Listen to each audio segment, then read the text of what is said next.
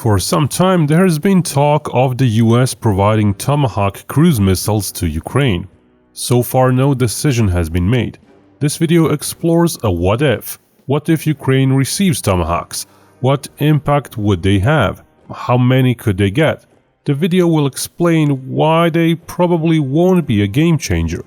The video will examine US Tomahawk inventory, production, plausible Ukrainian stocks, and likely launch rates.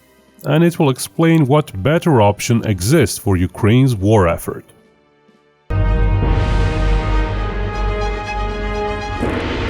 Tomahawks seem like a good fit for Ukraine. They were designed for the kind of deep, fixed, hard-to-reach targets Ukraine would strike. Low-flying, high subsonic, precise delivery of a sizable warhead. But to judge their real value, we need to compare them to what Ukraine already uses. For the last 2.5 years, Ukraine has attacked Russian refineries and oil depots, but it has only recently scaled up long-range strike production enough to show notable results. Those strikes are episodic. Repairs of struck facilities often take days to months, so constant small attacks aren't always optimal. Moreover, saving weapons and releasing them in concentrated waves can overwhelm defenses and produce more successful attacks. In some raids, Ukraine has used up to 300 kamikaze drones at once. Most of these are hand-assembled medium-sized piston engine types, similar class to Israeli Searcher or Turkish Bayraktar, built to fly low and relatively slow toward a target, rather than loiter for long reconnaissance. A 15 or 20-hour flight will still, even at low speed, yield a long range. Notable models include the FP-1, reportedly carrying a 260-pound warhead with a claimed 1,000-mile range, and Lyuty variants used deep inside Russia, some with 160-pound warheads, some with claimed ranges up to 1,200 miles. In early 2025, Ukrainian media reported production of as many as 6,000 long-range attack drones, Lyuty among the most numerous. That gives the sense of the scale of Ukrainian effort. A large attack every 2 weeks might involve 200 such kamikaze drones throughout the year. These drones aren't cheap. They need GPS guidance, resilient to jamming, and are hand-assembled across multiple small sites. Large and cost-effective automated factories would be obvious targets to Russia. Ukraine has said the unit cost is about $200,000. Germany recently financed 500 Lyuty drones with over 100 million euros. Why does all that matter? It shows where Ukraine is right now. Adding to that, in recent months, Ukraine also started mass-producing jet-powered cruise missiles, like the 6-ton Flamingo and the 1-ton Neptune. Neptune's production numbers are likely modest, but Flamingo's maker claims 60 to 90 missiles per month now, with a target of 200 per month in the future. Flamingo is effectively a small aircraft, comparable to an F-5 or MiG-21. It is so big because it was designed around an available engine, which gives long range and a heavy payload, but also has drawbacks. Combined with production of kamikaze drones, Ukraine already fields substantial strike options on the order of 500 slow kamikaze drones produced monthly and over 60 jet cruise missiles per month, possibly rising towards 100 soon. As for the Tomahawk, likely Tomahawk variants for Ukraine are Block 3 and Block 4. The newest Block 5 is in production, but plausibly reserved for a potential China conflict. A few Block 5s could be tested in Russia. Block 5s have newest electronics and comms equipment, but Block 4s aren't slouches either. Their biggest selling point is that they can be communicated with via satellites. So in theory, while they fly over Russia, they can be told to change their flight path, or change the target location. When they approach the target to a few hundred yards, a small IR camera in their nose sends a video feed of the attack attempt, which is useful for assessing whether the attack succeeded or failed. Block 3 lacks comms but still uses GPS and terrain matching for accurate navigation. In capability terms, Block 3 would be helpful but not transformative, roughly comparable to a smaller warhead Flamingo. Block 3 flies lower and has a smaller radar cross-section, or RCS, on the order of 0.1 meters squared. The radar equation suggests that if Flamingo has an RCS of 1 square meters and an airborne radar detects it at 60 miles away, the Tomahawk might be detected at 35 miles away. Those are all plausible figures. Modest RCS reductions on Block 4 improve that slightly, but not dramatically. Altitude and speed matter. Flamingo seems to fly at around 150 feet of altitude, and can thus be seen by ground radars at 22 miles away. A Tomahawk flying at 60 feet reduces that to 15 miles. At high subsonic speed, that's roughly an extra 40 seconds warning for Russian defenses against Flamingo missiles. Tomahawks have smaller warheads, but Ukraine has succeeded with even smaller propeller-driven drones, so warhead size isn't the main issue. The biggest selling point for the Tomahawk would be its survivability and ability to reach the target. Not only would Russian planes and ground radars have a harder time spotting it, but if Ukraine gets Tomahawk Block 4, it could actively be redirected away from threats. According to the Financial Times, the US has been providing Ukraine with various intelligence help to make Ukrainian drone and missile attacks more effective. That's been going on in some capacity for who knows how long, but has apparently intensified since August or so. US vast fleet of imaging, radar imaging, and electronic surveillance satellites can map Russian air defense assets and advise Ukraine on safer routes. Missiles like Flamingo or Tomahawk need far less transit time than slow drones, so the map of threats is less likely to change en route. Block 4's in-flight updates add further resilience when new SAMs are observed. Still, cruise missiles commonly get shot down. After all, they are just small, hardly maneuvering aircraft with limited onboard sensors. In Ukrainian mass drone raids, Russia shoots down hundreds of drones with dozens leaking through. Missiles are faster and a higher share should penetrate, but Flamingos and Tomahawks would still be lost in significant numbers. Russian air defense systems like Pantsir are probably quite effective against them in the terminal attack stage. That said, there are likely not enough Pantsirs to go around Russia. Due to sizes of refineries and drone swarm sizes, some locations might need half a dozen SAMs similar to Pantsir.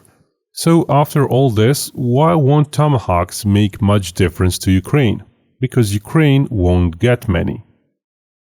Block 3s are the oldest Tomahawks with GPS guidance. Earlier Block 1s and 2s were largely remanufactured into Block 3s. The current US inventory of Block 3s is likely below 2,000 missiles, estimated from historical production minus wartime use and possible partial scrapping. Block 4 was different enough that no remanufacture from Block 3 was done. Roughly 4,500 Block 4s were produced for the US, and most were not fired. A 2019 Navy budget planned to eventually recertify some 4,000 Block 4s into Block 5s, which aligns with those numbers. Old Block 3s are the easiest to spare for the US. 2022 plans called for their gradual disposal, but given the slow trickle of replacement Block 5s and 5 years of official shelf life left for a good number of Block 3s, it is plausible quite a few are still usable, plausibly not 2,000 but likely over 1,000. But Washington wants to retain missiles for a potential conflict with China, so US is unlikely to hand over more Block 4s per year than the annual Block 5 production rate. Currently only in the dozens and unlikely to exceed 100 a year for the next couple of years. So long-term wise, Ukraine might get like 1,000 in a year if there are enough Block 3s around, and then it would have to settle for a trickle of just a few hundred missiles for the next year, possibly getting down to just 100 or so per year in the longer term. But even that is overstated. Ukraine can only launch so many missiles. US Tomahawks are almost exclusively launched from vertical launch systems on ships and submarines. Ukraine has neither and likely won't deploy large fixed launch sites Russia could target. If Tomahawks are supplied, they would very likely be accompanied by vehicle launchers. There are very few suitable Tomahawk launchers available. The Marine Corps' remotely operated Tomahawk launcher designed to carry a single Tomahawk, was cancelled in July 2025. Another option is the US Army's Typhoon system, large truck trailers mounting 4-cell vertical launch modules, 4 Tomahawks per truck. The first Typhoon batteries appeared in 2024. 2 are active with 3 more to form by 2028. The Army already considers them too bulky and is seeking a smaller system. As only a handful of launchers exist and production isn't expected to rise quickly, significant transfer to Ukraine are highly unlikely. Typhoons would also be easier for Russia to detect in Ukraine. The cancelled Marines launcher might actually have better chances of being revived for Ukrainian use, but without US adoption, costs would be high and numbers small, as the Marines lack many long-range fire systems themselves. It's hard to imagine Ukraine fielding dozens of such launchers soon, as the US would need to ramp up production. There are also some US prototypes like Oshkosh XMAV or Raytheon's Deepfires based on Oshkosh light truck. Those are aiming for future US Army contracts but might be developed further in 2026 for some actual deliveries to Ukraine if need be.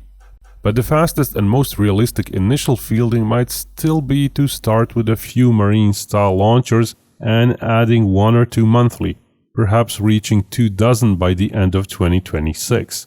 Ukraine thus wouldn't stockpile a large number of Tomahawks, but might launch a few dozen per strike, totaling perhaps 500 or 1,000 missiles annually, depending on launches being done weekly or every 2 weeks.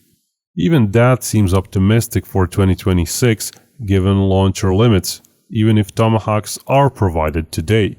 Number of launchers would be Ukraine's main issue. Even more realistically, counting in the politics and logistics, Binkov expects only dozens of Tomahawks in 2025 if they happen at all, and a steady trickle of up to a few hundred per year from then on. By comparison, Ukraine could potentially produce and fire 2,000 Flamingos in 2026, assuming enough usable jet engines, which may or may not be true. Plus, there are some Neptune missiles and thousands of long-range drones made annually. Even if 1,000 Tomahawks arrive, unlikely, it would be a welcome boost, but not a huge deal. Russia would intercept most of the munitions just as Ukraine intercepts most Russian drones and missiles. Sifting through Ukrainian claims, they said they downed 65 to 95% of Russian piston engine drones and 66 to 80% of cruise missiles. Tomahawks might perform better individually, but without massed numbers to saturate Russian defenses, results would likely be similar. And even if one assumes 90% of Ukraine's drones, 80% of Flamingos, and only 50% of Tomahawks being intercepted, the overall gain for Ukraine would still be roughly 20% more successful strikes, which is helpful but far from a game changer. Tomahawks are as much political theater as they are military aid. They're a visible symbol of US resolve. Intelligence sharing is far more valuable to Ukraine than 1,000 missiles. How many Tomahawks Ukraine actually gets will depend on US and European funding. Under a Trump administration, it's unlikely Washington would pay much for launchers or missiles. Realistically, no plausible cadence of strikes on refineries and oil depots will quickly end the war. However, a sustained industrial-scale missile campaign financed over years could strain Russia's ability to pay troops allowances, and it could erode public tolerance for the war by continuously destabilizing fuel prices and availability. Ukraine can't create fresh troops out of thin air, and the morale isn't likely to improve the more the war drags on. So what might plausibly work in the long run is scaling current Ukraine strikes to industrial levels, continued US targeting data, and a large investment in truly mass-producible missiles. Cheap turbojet engines, small warheads, simple GPS guidance, those are the critical requirements. All made on the cheap in huge factories outside Ukraine. Such projects are already envisioned in the US for its own needs. The missile designs themselves could leverage recent US work on low-cost cruise missiles and their production processes. The US is focusing on such missiles as the mainstay of their future missile force, which in a way signals Tomahawks are already on the road to obsolescence. If the West funded and produced an additional 5,000 to 10,000 low-cost missiles per year on top of Ukraine's drone and missile output, Russian defenses could be regularly saturated and repairs rendered ineffective, especially against much of Russia's western refining capacity, where most targets are 1,000 miles away. Keep in mind that all strike missions use a routing factor, sometimes 30 or 50%, lowering the nominal range.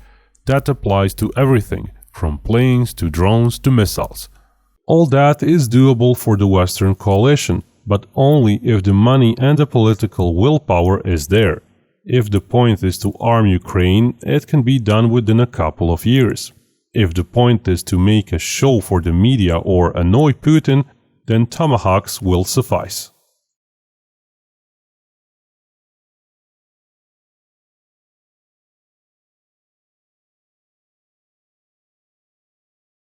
And remember, Binkov may talk about war, but only real peace can bring us all together.